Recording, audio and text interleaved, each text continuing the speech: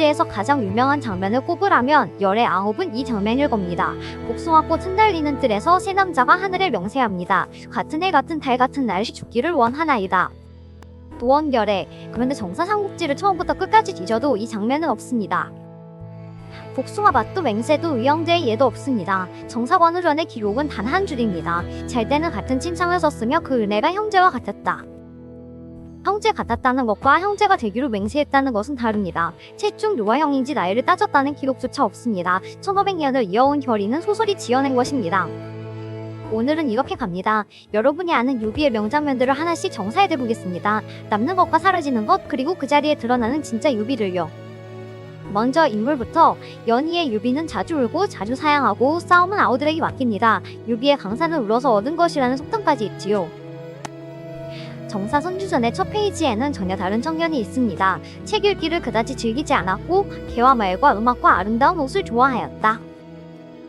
말수가 적고 감정을 얼굴에 드러내지 않고 협객들과 사귀기를 좋아해 젊은이들이 다투었다 갔다. 유생의 프로필이 아니라 조직 두목의 프로필입니다. 실제로 중선의 큰 상인들이 이 청년에게 거금을 댔고 유비는 그 돈으로 무리를 모았습니다. 눈물이 아니라 사람을 끄는 힘, 그게 그의 미천이었습니다.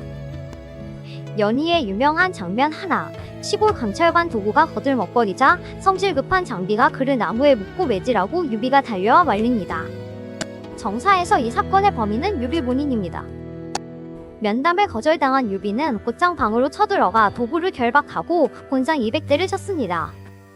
제 관인끈을 그의 목에 걸고 말들을 묶어둔 채 벼슬을 버리고 떠났지요. 소설은 이 서슬퍼런 폭력을 참아 주인공에게 줄 수 없어 통째로 장비에게 넘긴 것입니다.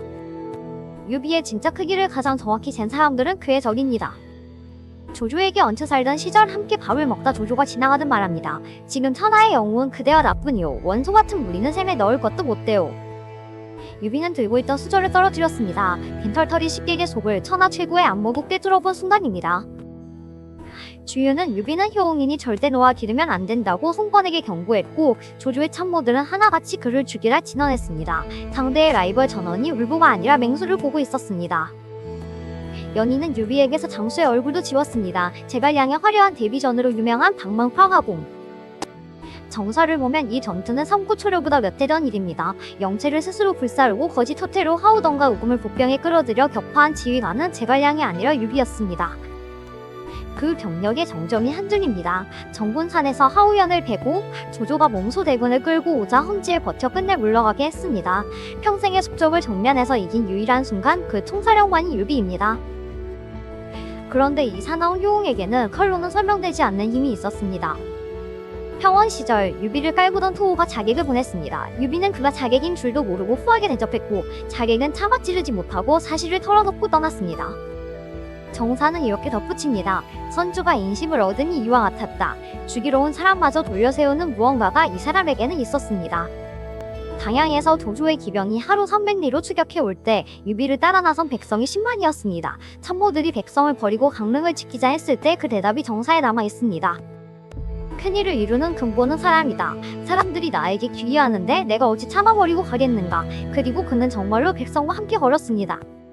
여기까지가 사람을 얻는 유비입니다. 이제부터는 연희가 절대 세지 않는 숫자들입니다. 유비는 평생 처자식을 4번 잃거나 버렸습니다. 여보가 합의를 습격했을 때 1번, 고순에게 패했을 때 또 1번, 조조와 패성을 깨뜨렸을 때는 홀몸으로 달아남을 3번째, 그리고 방금 보신 당양의 아수라장이 4번째였습니다. 정사 선투전에는 처자를 버리고 달아났다는 문장이 반복해서 나옵니다. 난세의 생존이라 하기엔 소설이 감춘 횟수가 너무 많습니다. 익주의 유자는 같은 유씨 종친이 유비를 믿고 군사와 군량까지 대주며 제 땅으로 초대했습니다.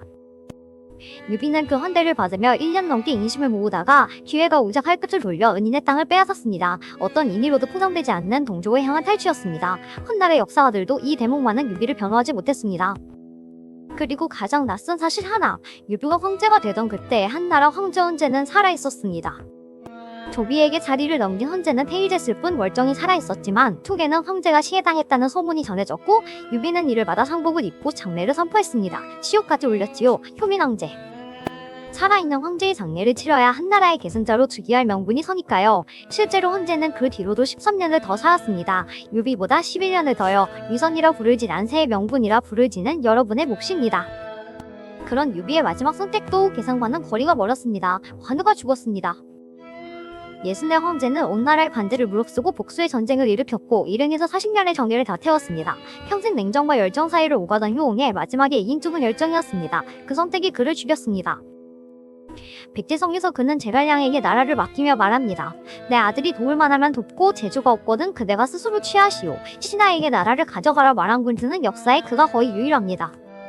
같은 침상에서 16 아들에게 남긴 편지는 이렇습니다. 악이 작다 하여 행하지 말고 선이 작다 하여 행하지 않는 일이 없게 하라. 오직 어짐과 덕만이 사람을 감복시킨다. 그리고 당부합니다. 한서와 얘기를 읽어라. 책 읽기를 싫어하던 소년이 아들에게는 책을 읽으라 이르며 눈을 감았습니다. 진수의 결산입니다. 너그럽고 두터워 사람을 알아보고 선비를 대우하니 항고조의 풍모와 영우의 그릇이 있었다. 임기응변과 지략은 조조에 미치지 못하였다. 그러나 꺾여도 굽히지 않아 끝내 남의 아래가 되지 않았다. 도원결의는 없었습니다. 눈물의 호의는 곤장을 치고 동족의 땅을 빼앗고 산 황제의 장례를 치렀습니다. 그런데 자객이 칼을 거두고 10만 백성이 뒤를 따르고 죽는 자리에서 신하에게 나라를 내밀었습니다. 이 모든 게 같은 사람의 기록입니다. 소설은 이 모순 덩어리를 착한 얼굴 하나로 다림질했습니다. 그래서 유비가 시시해진 겁니다. 정사의 유비는 훨씬 위험하고 훨씬 매력적입니다. 유비, 자는 현덕. 맹세 없이 형제를 얻고 눈물 없이 사람을 얻은 난세에서 가장 설명하기 어려운 사람.